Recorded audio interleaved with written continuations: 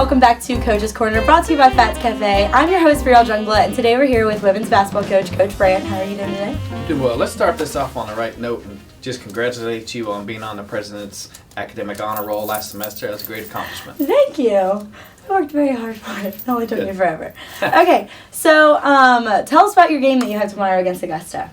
Well, Augusta State, GRU, Augusta University. Whatever they are now. Yeah, we're not exactly sure who we're playing, but they're very good. They're having a great year. I think they're tied for first place in the conference with 3 losses and playing very well.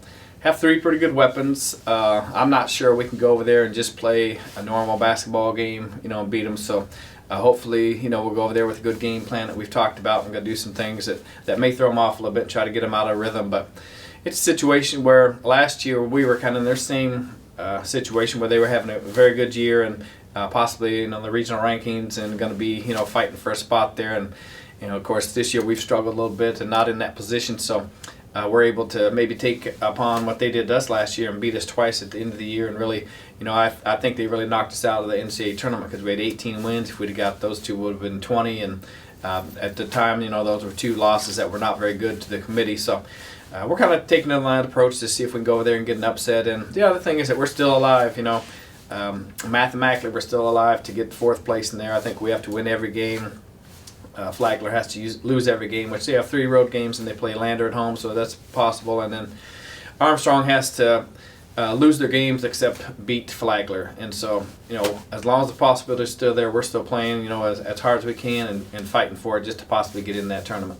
It probably doesn't help that it's a rival game and it's at their place, of course. Yeah, it's going to be tough, but that's what's fun. And it'll be in rivalry games, you just throw the records out right. and you get after it. So exactly. I think the pressure is much more so on them than it is us. So we'll go over there. Which is right where you want them. Yeah. So moving on, one of your starters, Mariah, is close to her 1,000th career point. Tell us a little bit about that and how proud you are of her. Okay. Well, Mariah's done a great job, and transferring in here. Probably, her scoring is nice and everything, but probably the best thing about her is just that, she's just tough. And she's come back from 3 different injuries, being the ACL injury and the surgery on the Achilles, and then she had an ankle sprain, and she just had some really tough luck. But boy, she's a fighter and rehabbed excellent. Got ahead of the game there on her rehab, and so I'm very proud of the fact that she's a competitor like that. Not only in the games being competitive, but with herself and her body to get back early, which she did, and so I'm very proud of her in that respect. And then hopefully she'll get to 1,000 points, and that's a good achievement. There's not too many 1,000-point scorers in college basketball, so. Hopefully that'll take care of that, and we'll be excited for her. Especially with all of her setbacks. I mean, already having 1,000, imagine what she would have if she didn't have all right. those. She missed quite a few games, especially the last year. So. Okay. So your next player, Cassie, she is leading in blocks again. How proud are you of her? I think she does a great job at that. And she has great timing.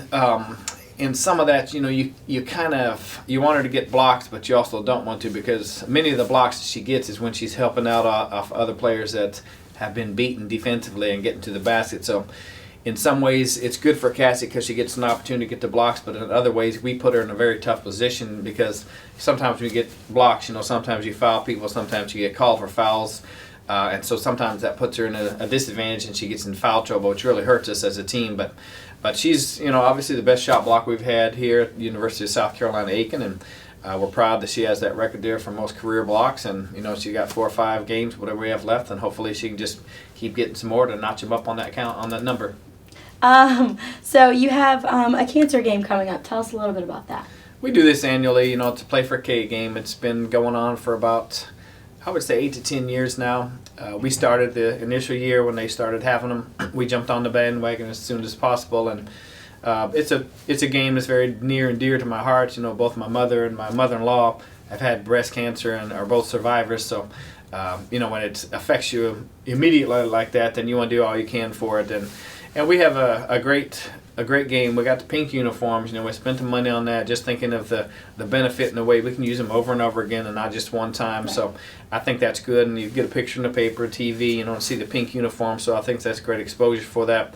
And, we have a lot of volunteers within the community and on campus that help us out with auction items and different fundraisers there, and they're always really good about that. So it's always fun. It's a fun game, just because of the basketball game in itself, but then we have some of the other extracurricular activities from people that volunteer, and it's a fun deal. So hopefully a lot of people can come out and watch that and support the cancer. Yeah, it sounds like a great cause. Okay, well, good luck tomorrow and for the rest of your season. We wish you the best of luck. All right, everyone, that wraps things up with Coach's Corner, brought to you by Fats Cafe. Make sure to tune in next week.